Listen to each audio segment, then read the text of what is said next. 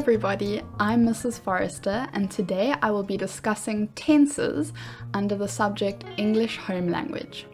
The tenses that we discuss today are the only ones that the grade 5s are required to know according to the CAPS document. So let's go ahead and see what we have.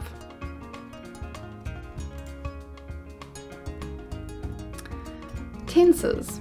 We've got the simple tenses, the continuous tenses, and lastly, a little section for activity time. Now, the difference between simple tenses and continuous tenses is that when we are talking in the simple tense, it's generally a more general explanation of something that happens often or all the time. Whereas in the continuous tenses, it's almost as if it's happening while you speak. Simple tenses. Number 1 is the simple past tense.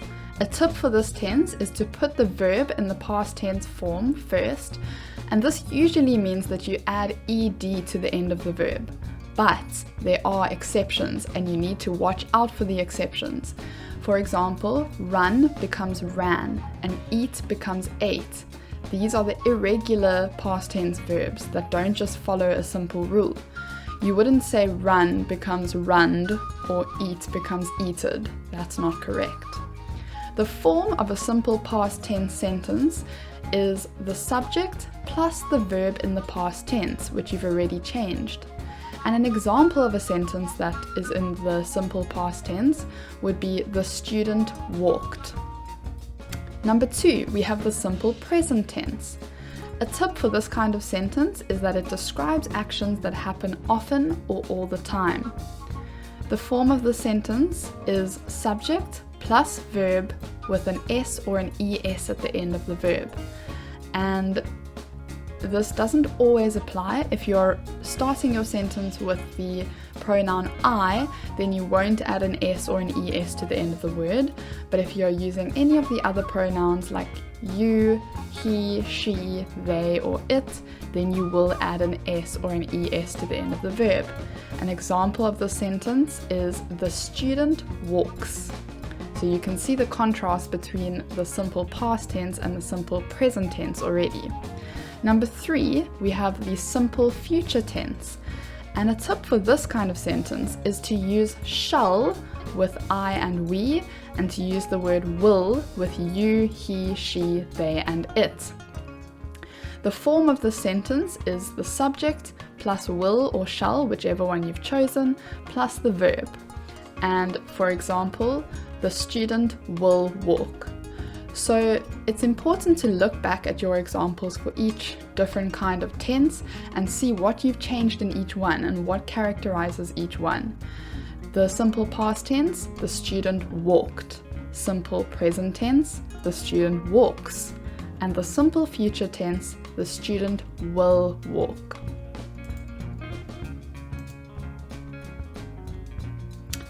Next up is the continuous tenses.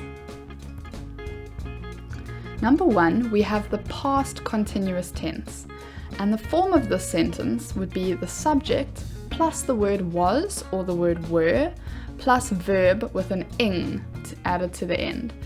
And if you are going to be using a singular subject, that would lead to you using the verb was, the auxiliary verb was. And if you are talking about a group of people, you would use the auxiliary verb were.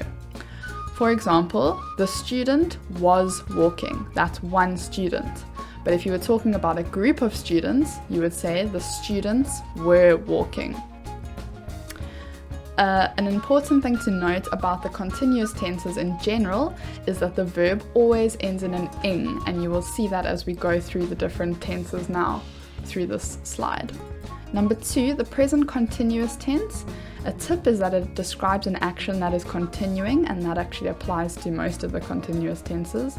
The form of this sentence is subject plus is plus the verb and ing.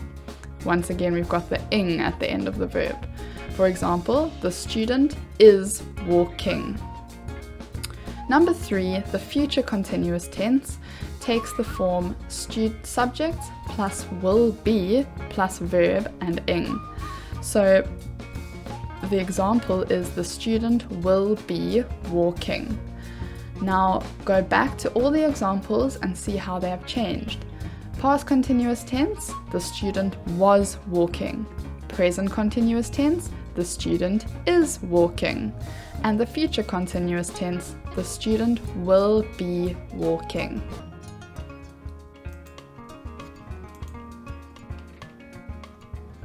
Activity time is up next. So for activity time, I have given you 2 questions that I would like you to please try on your own, and I have put underneath there that you will find the answers in the description of the video. Good luck. Please don't look at the answers first, try your best and see if you can get it correct and see if you've understood fully the differences between these tenses.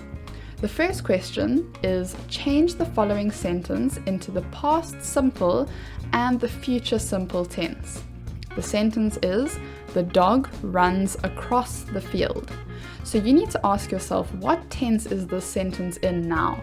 And if you look carefully, you can see the verb is in the present tense. The verb ends in an S. So this is a present simple tense. The present simple tense. So now you're going to change it into the past simple and the future simple tense on your own. The second question is change the following sentence into the past continuous and future continuous tense. The sentence is, the hiker is climbing a mountain. So what tense is that in? If you can't remember, you can always go back in the video to where we discuss the different continuous tenses, and you can see which form fits the sentence that you've been given. So it looks like it must be the present continuous tense because that form is the subject plus is plus the verb and ing at the end of the verb. Let's see if that matches our sentence. The subject plus is plus the verb climb and ing.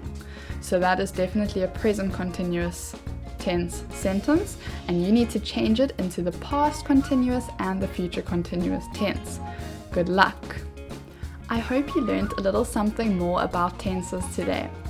If you liked this video and you found it helpful, please subscribe to Forrester Tutoring, as I will be uploading more videos related to language practice and other videos under the heading English Home Language in the near future. Thanks for watching.